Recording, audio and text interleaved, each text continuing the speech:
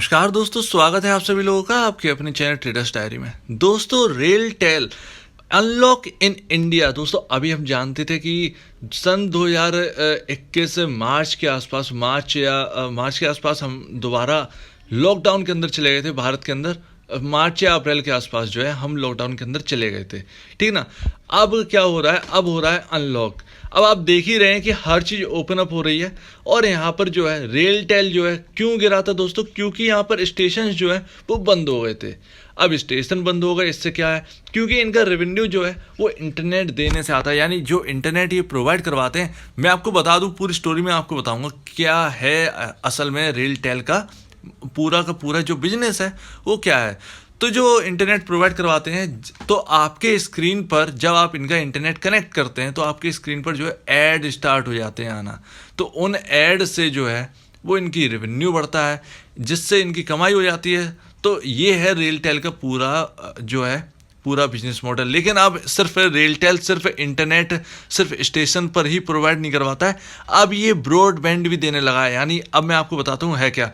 लेकिन मैं आपको ये बता दूं कि जिस तरीके से आईआरसीटीसी में आपने तेजी देखी होगी, 2000 के ऊपर निकल गया, लगभग 20% के आसपास का सर्किट लगा था, 20 या 10% के आसपास का सर्किट लगाया आईआरसीटीसी में। तो दोस्तों, वही कहानी यहाँ पर भी रेलटेल में दौड़ने वाली है। तो ध्यान रखिएगा दोस्तों इस चीज़ को। और यहाँ पर तेजी की जो शुरुआत है वो हो सकती है, क्योंकि आईआरसीटीसी में तेजी क्यों हुई? क्योंकि अनलॉक हो रहा है इंडिया, और यहाँ पर ट्रेनें जो है वो स्टार्ट होंगी। ट्रेनें स्टार्ट होंगी तो उनकी कमाई होगी, ऑब्वियस सी बात है। तो यहाँ पर जो है रेलटेल की भी यहाँ पर कमाई जो है वो स्टार्ट हो जाएगी। अब यहाँ पर क्या है, पहले आपने देखा होगा जब भी आप इंटरनेट जो है वो आप स्टेशन पे जाके कनेक्ट करते तो आपको पता ही है कि कितनी ज़्यादा स्पीड यहाँ पर मिलती थी इंटरनेट की। 10 MB, 20 MB, 30 MB, 40, 50 MB तक स्पीड आई है। रेलवे स्टेशन पे आपका नेट आधे घंटे के लिए कनेक्ट हो जाता, किसी फ़ोन में 1 घंटे के लिए कनेक्ट हो जाता था।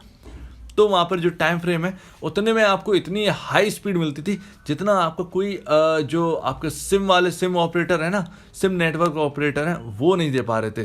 तो यहाँ पर जो इंटरनेट जो है वो प्रोवाइड कौन करवाता? वो करवाते थे गूगल। यानी उन्होंने एक मैं आपको बताऊँ, इंडियन रेलवेज ने यहाँ पर एक कंपनी खड़ी करी, रेलटेल। उसका ब्रांड है, कंपनी है, मतलब एक सब्सिडरी कंपनी है, यानी एक ब्रांड कह लें, रेल वायर। आपने देखा होगा, जगह जगह देखा होगा गूगल वायर के नाम से आता था। तो वही चीज़ है कि यहाँ पर रेल वायर, रेलटेल और गूगल मिलकर यहाँ पर जो है वो इंटरनेट प्रोवाइड करवाते थे, क्योंकि गूगल को किसी ना किसी के थ्रू तो आना ही था, इसीलिए रेलटेल को बनाया गया। और रेलटेल जो है वो गूगल के साथ मिलकर यहाँ पर इंटरनेट प्रोवाइड करवाना स्टार्ट कर दिया हर स्टेशन पर।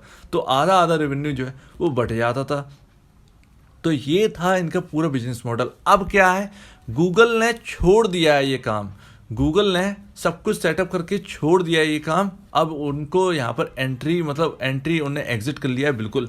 अब ये सारा का सारा जो काम है वो आ गया है रेलटेल के ऊपर, और रेलटेल का जो ब्रांड है वो है रेल वायर। तो आपको अब जो इंटरनेट मिलेगा वो अब गूगल के नाम से नहीं मिलेगा, आपको मिलेगा अब रेल वायर के नाम से। तो ध्यान रखिएगा दोस्तों इस चीज़ को। और रेल वायर का जो रेवेन्यू है, अब जो हाफ रेवेन्यू जो आता था अब वो फुल रेवेन्यू बन गया है, प्लस इसका जो हाफ प्रॉफिट जो है वो गूगल ले जाते थे।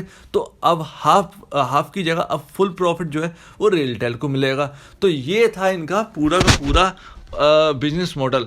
अब यहाँ तक जैसा मैंने कहा कि यहाँ पर ही सिर्फ सीमित नहीं है, तो वाईफाई स्टेशंस तो है ही, अब यहाँ पर ब्रॉडबैंड प्लान्स जो है वो स्टार्ट कर दिए हैं रेलटेल ने।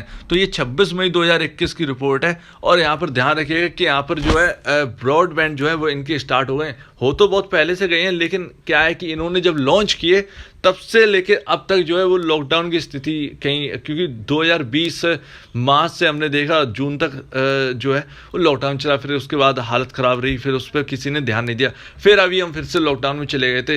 मतलब अर्ध लॉकडाउन कहें, सेमी लॉकडाउन कहें, कुछ भी कहें, जैसे कुछ भी कह लीजिए, लेकिन लॉकडाउन तो खैर था ही।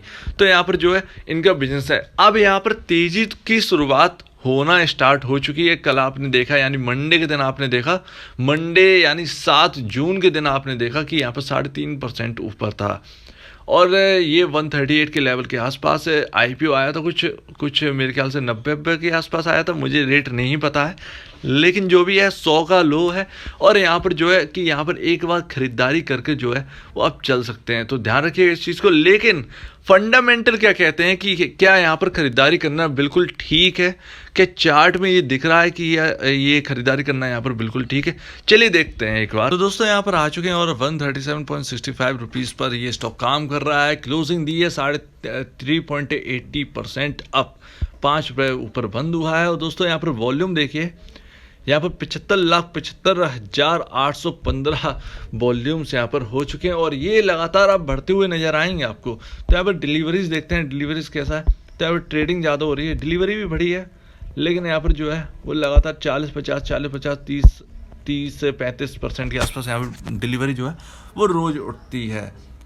अब यहाँ पर देखते हैं, चलिए अब अपने मेन चीज़ में देखते हैं। तो टेलीकॉम के अंदर ये आती है कंपनी, टेलीकॉम के अंदर। और फाइनेंशियल इंडिकेटर यानी फंडामेंटल में फाइनेंशियल इंडिकेटर देखें तो 4,416 करोड़ का मार्केट कैप है दोस्तों। और यहाँ पर जो अर्निंग पर शेयर है वो 4.40 है। पी रेशियो की अगर हम बात करें तो 31.30 है। और इंडस्ट्री पी, अच्छा मैं आपको बता दूं, इंडस्ट्री पी किसका मानेंगे, टेलीकॉम का मानेंगे या फिर किसी और चीज़ का। तो मैं आपको बताऊं कि हाथवे केबल का जो है, हाथवे केबल, आप कहेंगे हाथवे केबल यहाँ पर कैसे आ गया, क्योंकि वो भी एक ब्रॉडबैंड वाला है। तो ब्रॉडबैंड वाला है तो ये भी एक ब्रॉडबैंड ही वाले हैं, ये भी वाईफाई प्रोवाइड ही करवाते हैं, ठीक है ना, इंटरनेट प्रोवाइडर है ये। तो ये उन दोनों का जो है मिलन है। तो यहाँ पर हाथवे केबल जो है अगर हम उसका देखेंगे तो यहाँ पर जो है 32-35 के आसपास का जो है इंडस्ट्री पी है। तो यहाँ पर जो है इंडस्ट्री पी अपने पी रेशियो जो है वो अपने इंडस्ट्री पी से थोड़ा सा नीचे ही है, लगभग 5-6 पॉइंट नीचे ही है। तो ध्यान रखिएगा इस चीज़ को। अब यहाँ पर बुक वैल्यू पर शेयर जो है 67.65 है और फंडामेंटली बुक वैल्यू पर शेयर पर होना चाहिए था ये स्टॉक, लेकिन आप जानते हैं कि कोई भी स्टॉक अपने बुक वैल्यू पर शेयर पर काम नहीं करता है, हमेशा उसके ऊपर ही काम करता है। अगर कोई आपको मिल जाती बहुत अच्छी कंपनी जो बुक वैल्यू के आसपास हो, जैसे डाटामेटिक हमने पकड़ी थी, जैसे कि हमने FSL को पकड़ा था 100 रुपये के लेवल से, हम इसके ऊपर बात करते आए हैं। डाटामेटिक के ऊपर हम 110 के आसपास, 100 के आसपास ही हमने उस पर भी अपना जो है वो रिव्यू देना स्टार्ट किया था। तो यहाँ पर जो है आप देख ही रहे हैं कि FSL 150 रुपये चल रहा है और डाटामेटिक जो है वो भी 150 के आसपास ही चल रहा है। तो यहाँ पर भी वही है कहानी। तो यहाँ पर जो यहाँ पर बुक वैल्यू पर शेयर अगर हम बात करें बुक वैल्यू पर शेयर की तो 67.65 है, लेकिन जैसे मैंने आपको एग्जांपल दिया उनका, तो वो भी बुक वैल्यू पर शेयर के आसपास थे और फंडामेंटली बहुत गुड थे, इसीलिए मैंने उनका एग्जांपल दिया है, इससे कोई भी लेना देना नहीं है, ठीक है ना। तो रेलटेल जो है, रेलटेल आप देख रहे हैं 67.65 है इसका। और यहाँ पर, लेकिन यहाँ पर एक बात और है, यहाँ पर मार्केट कैप बहुत कम है। अगर हम हाथवे केबल से कंपेयर करेंगे तो मार्केट कैप जो है इसका जो इसका प्राइस है, हाथवे केबल का जो प्राइस है 26 रुपये है और उसका मार्केट कैप जो है वो 4,500 करोड़ के आसपास है, लेकिन इसका जो है वो 130 रुपये चल रहा है, ले इसके मार्केट कैप जो है वो 4,500 इसका भी है। तो यहाँ पर जो नंबर ऑफ शेयर्स है वो इसके कम है, 32 करोड़ यहाँ पर नंबर ऑफ शेयर्स हैं। फेस वैल्यू जो है वो 10 है और यहाँ पर स्प्लिट होने के चांसेस बिल्कुल हैं। और आपको ये शेयर जो है वो आपको स्टॉप लॉस के तौर पर आपको ये खरीद के चलना चाहिए, ये आपको अच्छे रिटर्न दे सकता है। तो यहाँ पर चीज़ तो काफ़ी ज़्यादा सस्ती है, वैल्यूएशन चीप तो नहीं बोलेंगे, लेकिन चीप से थोड़ा सा ज़्यादा है, और अगर हम बोलेंगे मीडियम से तो बहुत ज़्यादा कम है। तो यहाँ पर जो है वैल्यूएशन आपको अट्रैक्ट कर रही है, यहाँ पर अट्रैक्टिव वैल्यूएशन है, तो आप इस चीज़ का ध्यान रखिएगा। रिजल्ट्स में देखें तो रिजल्ट्स में अगर हम एनुअली बात करें, एनुअल नहीं है, और यहाँ पर देखें क्वार्टरली यहाँ पर है, सिर्फ यहाँ पर क्वार्टरली है। तो नेट सेल जो है वो 410 करोड़ है अगर हम 2020 दिसंबर की देखें तो, लेकिन अगर हम 2019 दिसंबर से कंपेयर करें तो 2070 करोड़ थी नेट सेल, जो कि बढ़कर अब 410 करोड़ हो गई है 2020 दिसंबर में, और अभी भी जो है वो बढ़कर ही आएगी, ध्यान रखिएगा दोस्तों।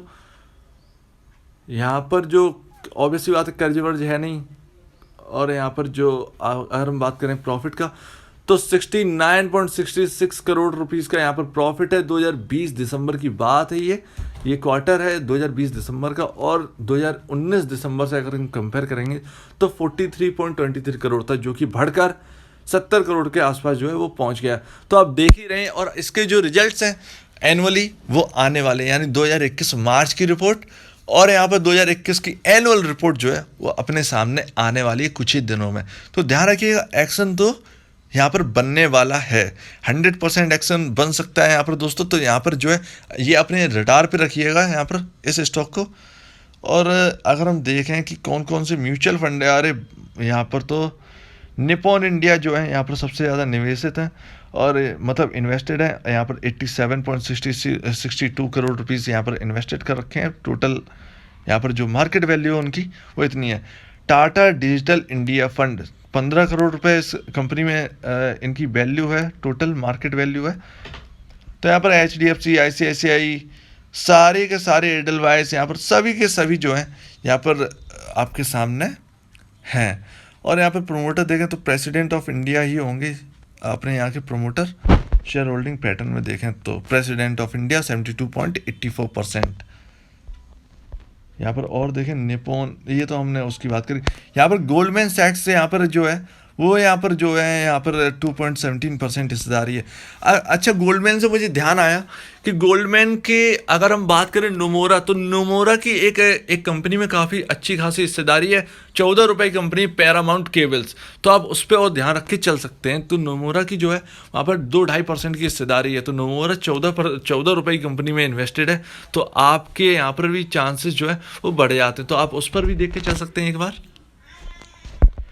तो यहाँ पर हमने ये तो समझ लिया है कि पूरा का पूरा कि ये स्टॉक सस्ता है वैल्यूएशन के हिसाब से, और यहाँ पर जो है तेज़ी की संभावना है क्योंकि अनलॉक यहाँ पर चल रहा है इंडिया के अंदर।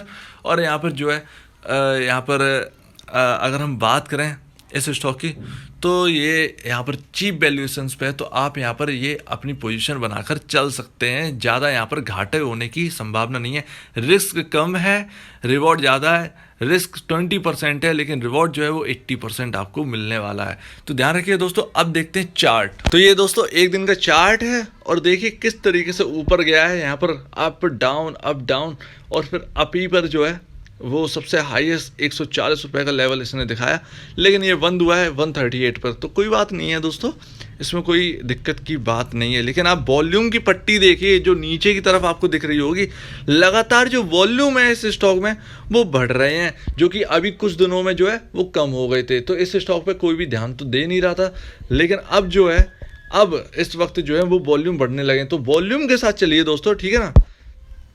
और ये एक साल का चार्ट है दोस्तों। 26 फरवरी 2021 को ये अपना इसने एंट्री दी थी मार्केट के अंदर, यानी आईपीओ उस दिन लिस्टिंग डे था। और ये एक लौता आईपीओ है दोस्तों, एक लौता आईपीओ है। एक लौता आईपीओ के बाद दोस्तों एक लौता आईपीओ, मतलब एक लौते की मैं बात कर रहा हूँ। ज़्यादा नीचे नहीं गया था ये स्टॉक बिल्कुल भी, आपका प्रॉफिटेबल में तो लिस्ट हुआ ही था। एक दूसरा कल्याण ज्वेलर्स है जिसने सबको मौका दिया है। ये 2 आईपीओ ऐसे हैं जिन्होंने रिटेल इन्वेस्टर को भरा भर मौका दिया है। मतलब जिनको आईपीओ नहीं मिला था उन्होंने पहले दिन खरीद लिया अगर रेलटेल को, तो उसी दिन जो है वो सर्किट मार गया था रेलटेल। फिर उसके बाद 180 के लेवल दिखा दी, तो रेलटेल ने किसी को भी नहीं छोड़ा पीछे। ध्यान रखिएगा, ये एक मात्र ऐसा है।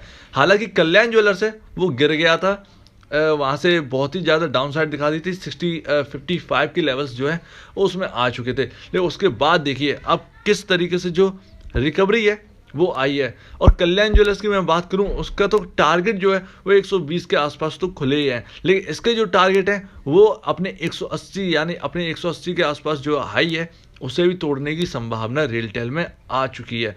तो ध्यान रखिएगा। तो यहाँ पर जो है वो 120 के आसपास का स्टॉप लॉस आपको रखना है। मेरे ख्याल से अगर आप रखें तो 118 का रखें, क्योंकि कभी कभार क्या होता है ऑपरेटर उस जगह पर ले जाता है, उस लेवल पर ले जाता है जहाँ पर सबसे ज़्यादा स्टॉप लॉस लगे हुए होते हैं, ठीक है ना। और वहाँ पर जाकर उन स्टॉप लॉस को हंट करता है दोस्तों, और फिर वापस जो स्टॉक है वो वापस अपने जो हाई है उनके आसपास खड़ा हो जाता है और वहीं आसपास जो है क्लोजिंग दे जाती है। इसमें क्या होता है, रिटेल इन्वेस्टर जो है वो नुकसान हो जाता है, उनका स्टॉप लॉस हो जाता है, और ये सबसे दिक्कत की बात हो जाती है। तो ध्यान रखिएगा दोस्तों, इस चीज़ को ध्यान रखिए। तो 118 के आसपास जो है वो आप स्टॉप लॉस लेके चलें इस स्टॉक में तो बढ़िया रहेगा। और देखिए स्टॉप लॉस कोई ज़्यादा बड़ा नहीं है क्योंकि कल तेज़ी आ चुकी है। कल एक्चुअली मैं ये वीडियो बना नहीं पाया, आज मैं सुबह सुबह ये वीडियो बना रहा हूँ। तो यहाँ पर जो है वो तेजी 3.5-4% की आ चुकी थी। तो वहाँ पर जो है अपना रिस्क रिवॉर्ड है वो काफ़ी फेवरेबल था। 10-12 रुपए का स्टॉप लॉस काफ़ी अच्छा होता है लॉन्ग टर्म और शॉर्ट टर्म के लिए, ठीक है ना। तो ध्यान रखिए दोस्तों इस चीज़ को। लेकिन अभी कौन सा इंपॉर्टेंट लेवल है, तो ध्यान रखिएगा इस वक्त जो है 133 के आसपास का जो लेवल है वो काफ़ी ज़्यादा इंपॉर्टेंट। और अगर आप इंट्राडे में हैं, इंटरडे या शॉर्ट टर्म से 2-3 दिन के लिए आप लेना चाहते हैं, या 2-4 दिन, 1 हफ्ते 2 हफ्ते के लिए, तो आपके लिए ये लेवल काफ़ी ज़्यादा इंपॉर्टेंट है। और सभी के लिए ये लेवल इंपॉर्टेंट है। अगर ये लेवल टूटता है तो दिक्कत की बात बढ़ सकती है 133 का लेवल। तो ध्यान रखिए दोस्तों 133 का इस वक्त सबसे ज़्यादा इंपॉर्टेंट लेवल है। उसके बाद स्टॉप लॉस तो हम लोग बता ही चुके हैं, मैं बता ही चुका हूँ कि स्टॉप लॉस आप ये वाला लेकर चल सकते हैं। तो 118 जो है अगर आपको बुरा ना लगे तो आप ये स्टॉप लॉस जो है वो लेकर चल सकते हैं। और अभी का लेवल ध्यान रखिएगा 133 रुपीज़ का लेवल।